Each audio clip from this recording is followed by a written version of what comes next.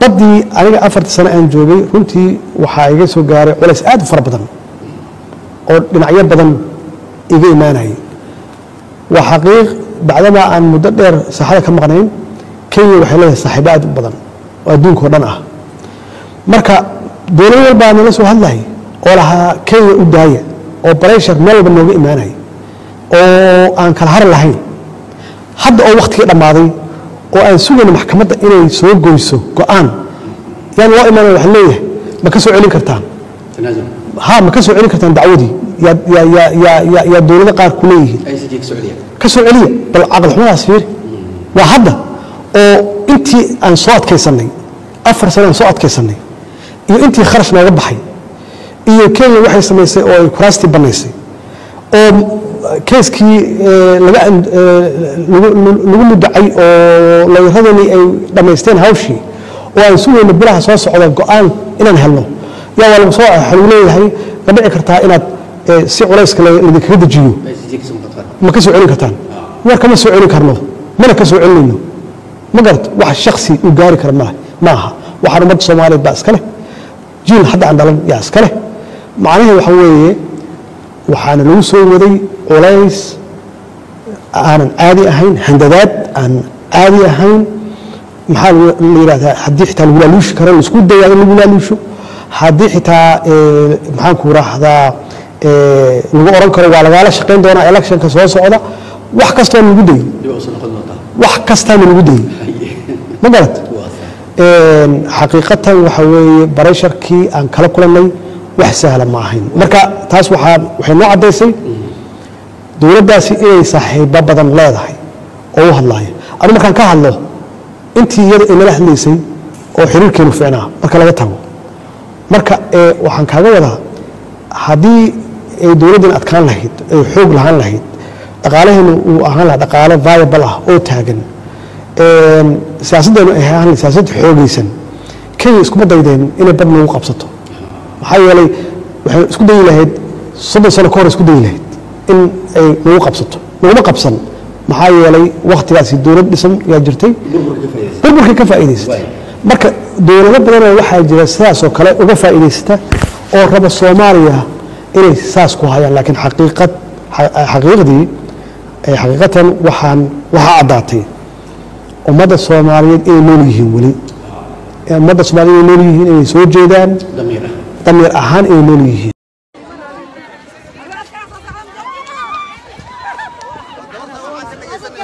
sidaad jeedaan daawadayaal dadka waxa ay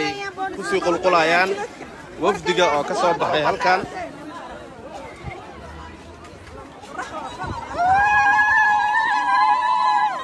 waxaa hadda halkan ka soo baxay ra'iisul wasaar ku-xigeenka dalka Mahdi Maxamed Guuleed Qadar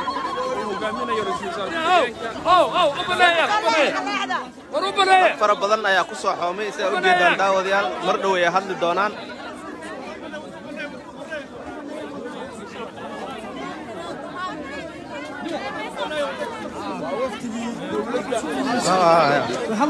albaabka aqbalayna hore taga Soomaaliyeed dhibaatadana ka jirta beesha daawadayaal dadkii dhan ayaa ku soo xoomay saad u jeedaan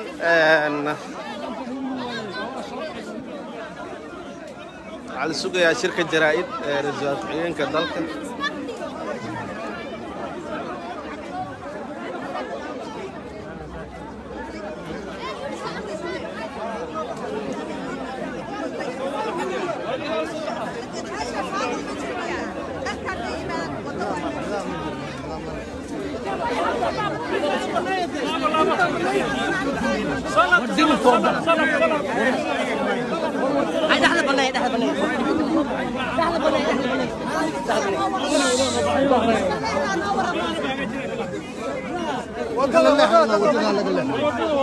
ورماشان باورا مريسو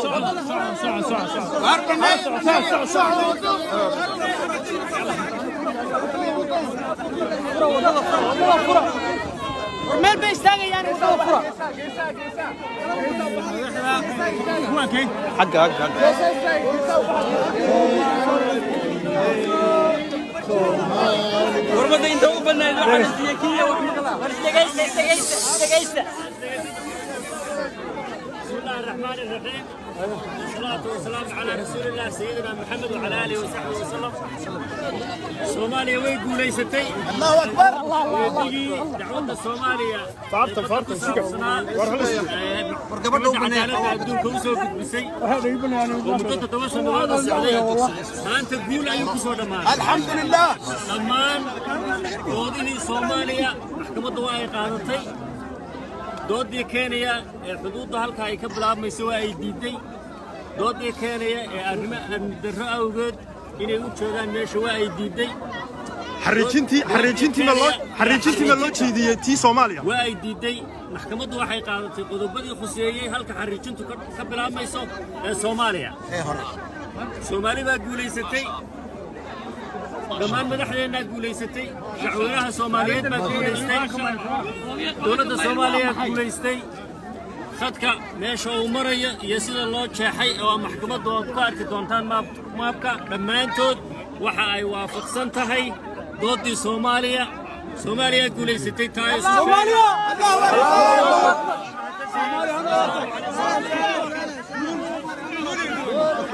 أنا ما أعطيت دعوة دي هلسة وجدان شركة جرائد وحاوها رئيس الوزراء كوينك قبل دلك يا شركة جرائد قبطي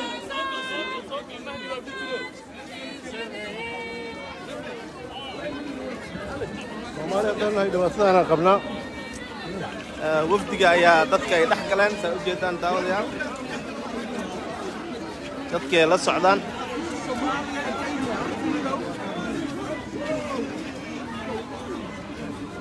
dadkii Soomaaliyeed baa afaafka hore maxkamadda lugeynaya u jeedaan دول وين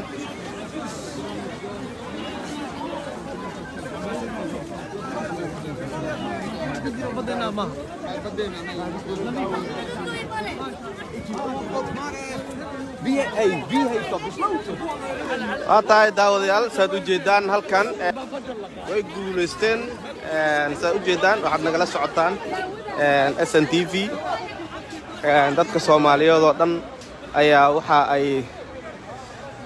la socdaan ra'iisul wasaare ku-xigeenka dalka iyo wafdigii oo hogaaminaya u jeedaan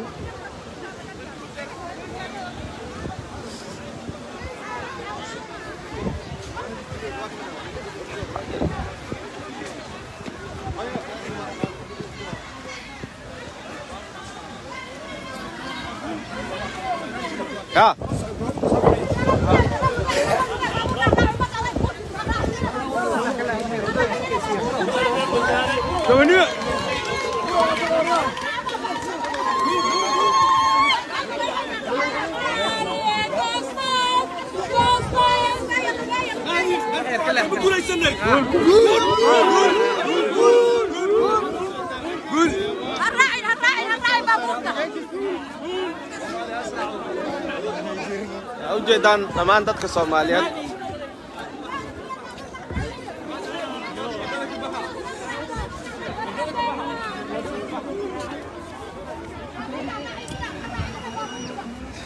tahay daawadayaal live-kani aan ka soo tabinaynay maxkamadda caalamiga ICJ-da intaas ayaan ku soo gabagabaynaynaa maadaama ay madaxdii hadda baabuurkaas ay raacayso isla markaasna dadkii ay ku soo xoomeen dadka Soomaaliyeed ee halkan isugu yimid dhammaantood waxa ay doonayaan in ay wasku soo noqonaynaa assalaamu calaykum waraxmatullaahi wabarakaatuh السلام عليكم. halka waxaan horta maanta farax Soomaaliya midna Booliisiya adoo reer Booliisiya waa midna Soomaaliya waa mid qura hal oo ana wada dhalay ilaahay burcad laabteena isku kan mariyo amiin hadda qadi waa soo dhicinay laakiin tashada oo wadanka gacanta ku qabta insha Allah ma Allah shaqo Soomaaliya mid aan qabto ana reer Booliisiya ayaa maanta insha Allah Soomaaliya waa kuwana rubca Soomaaliya ninkaas daayarka iga fogeytaa shucuurteedu waa habi aad iyo aad baan wanaagsannahay guulaysanay Soomaaliya waa kuwa israac wanaagsan شعورتها maxaad dareemaysaa maanta waxaan dareemayaa farxad baan dareemayaa iyo wanaag ilaahay ku siyaadi ayubna waa kala ilaahay siyaadi aad ba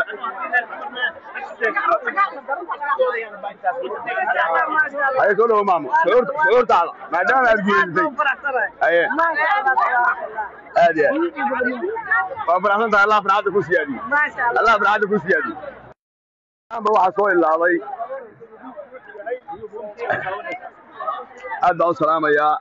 waa guulaysanay ilaahay guusha noo siyaadiyo ilaahay qalbadeena sidaan maanta u guulaysanay maalinta u guulaysan doonaa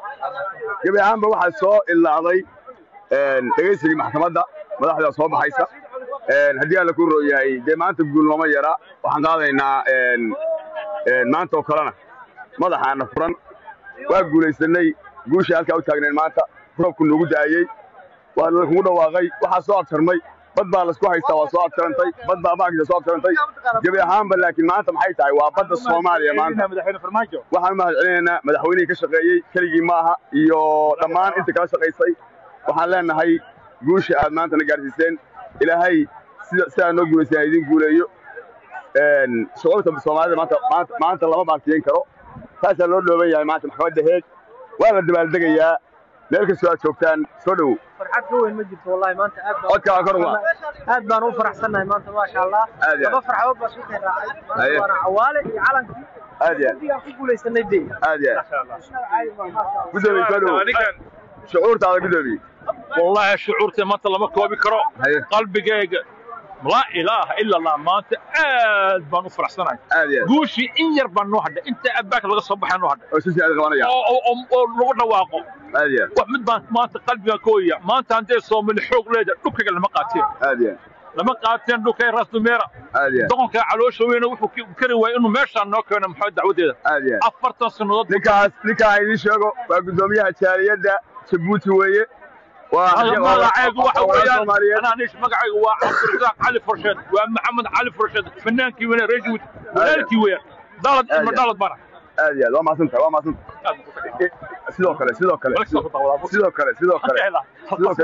Djibouti iyo Soomaaliya waa guul ayadoo xoro madaxayga xoreysanaa waa helaynaa insha Allah ninkan kabtay waqti badan ugu lumay habeenkii waan qosbaa waa maasanta نحن مش نقول له شعور تعال شكرا لكم الصومالية كنت أول إنسان السلام عليكم ورحمة الله وبركاته الصومالية هنولاد هقولي شعور تعال محد ريمي سمان waxaan dareemayaa farxad baan dareemayaa aad kullu waana kulmin madaxdi laakiin sidoo baan insha Allah ta'ala inay guul iyo farxad noo soo baxayaan annaguna banaanka quraanka akhrinay waa maasanta noo soo ducee oo Soomaali ducee ما أعرف أكدين aad baa idin salaamayaa waxaan sugaynaa madaxda soo baxaysa markay soo baxdana khadka aad ku soo celin doonaa ra'iisul wasaaraha khudbooyin doona si saaad meesha ku qaban doonaa aad baa idin salaamayaa assalaamu calaykum waraxmatullaahi tacaala wa barakaatuh inta aan siin nasiib imaanayay wax yarsanahay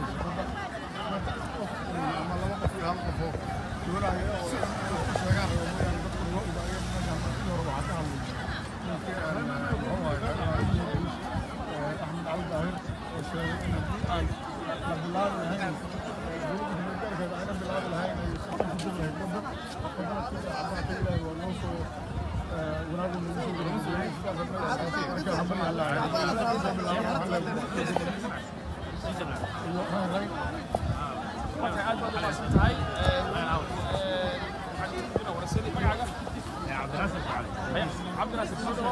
waxaan ka yimid Switzerland magaalada Zurich marka waxaa soo jirtay kilomitir aad u fara badan aan soo socday kunkiilo ku dhawaada soo jiray marka runtii maanta ku faraxsanahay natiijo lagu dhawaaqay runtii waa guul taariikhi ah waa guul ummadda Soomaaliyeed soo hoyatay waxaa loo baahay ummadda Soomaaliyeed inay bidoobaan guushaan ay ka faa'iidaystaan khayraadkaasna inta 10 sano kadib laga faa'iidaysanayo annaga aan maskaxda iyo awoodii iyo cilmigii iyo dhaqaalihii ilaahay uu nasiiyey aan shirkadaha caalamka ka tangelino aan dhexdeena heshiino aan midoob dhexdeena ku jirno aan maaragtay ka xorowno tabiyaaladan ka fogaano intaasaan ummadda Soomaaliyeed leeyahay Soomaaliya ha noolaato waa tahay aad baad u mahadsan tahay kaasina waa muwaadin Soomaaliyeed sida maqlaysa weerar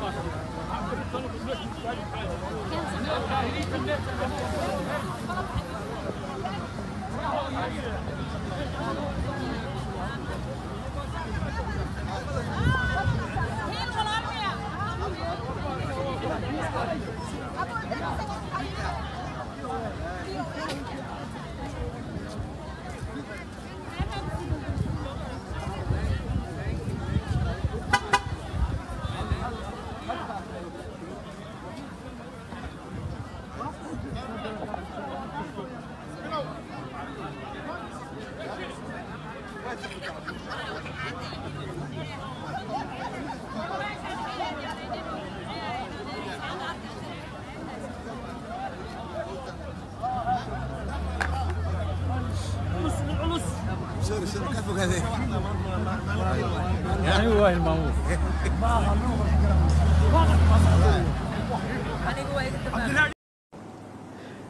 badii aniga 4 sano aan joogay runtii waxa iga soo gaaray culays aad u fara badan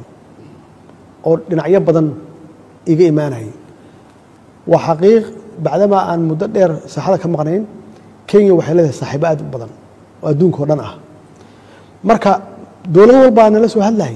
oo lahaa Kenya u daaya oo pressure meel walba nooga iimaanay oo aan kala har lahayn hadda oo waqtiga dhamaaday oo aan sugayna maxkamadda inay soo goyso go'aan yaan loo iimaanay wax leeyahay ma ka soo celin kartaan ha ma ka soo celin kartaan dacwadii ya dawladda qaar ku leeyihiin ka soo celiya bal aqal xumadaas fiir waa hadda oo intii aan soo adkaysanay 4 sano aan soo adkaysanay iyo intii kharash nooga baxay iyo Kenya waxay sameysay oo ay kuraasti banaysay oo keeskii lagu mudacay oo looyaradeeni ay dhameysteen hawshii oo aan sugayna bilaha soo socda go'aan inaan helno yaa waa lagu soo xaluu leeyahay ma dhici kartaa inaad si culayska lidinkaga dejiyo ma ka soo celin kartaan war kama soo celin karno mana ka soo celinayno ma garad wax shakhsi u gaari kara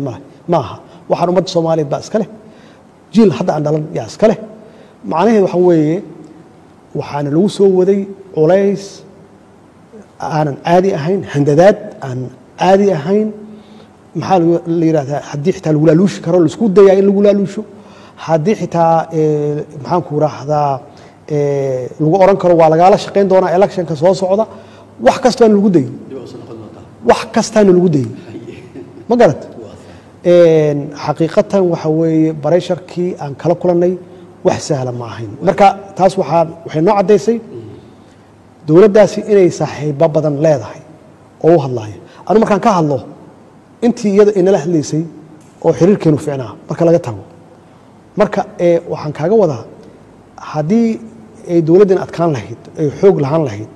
dhaqaalaheena uu ahaan lahaa dhaqaale viable ah oo taagan siyaasaddeenu ay ahaan lahayd siyaasad xoogaysan Kenya iskuma daydeen inay bad nagu qabsato maxaa yeelay waxaan isku dayi lahayd 30 sano ka hor isku dayi lahayd in ay nagu qabsato laguma qabsan maxaa yeelay waqtigaasi dowlad dhisan yaa jirtay burburkii ka faa'iidaysatay marka dowlado badan oo waxaa jira sidaas oo kale uga faa'iidaysta oo raba Soomaaliya inay saas ku hayaan laakiin xaqiiqatan waxa caddaatay ummadda Soomaaliyeed inay nool yihiin wali ummadda Soomaaliyeed inay nool yihiin inay soo jeedaan damiir ahaan inay nool yihiin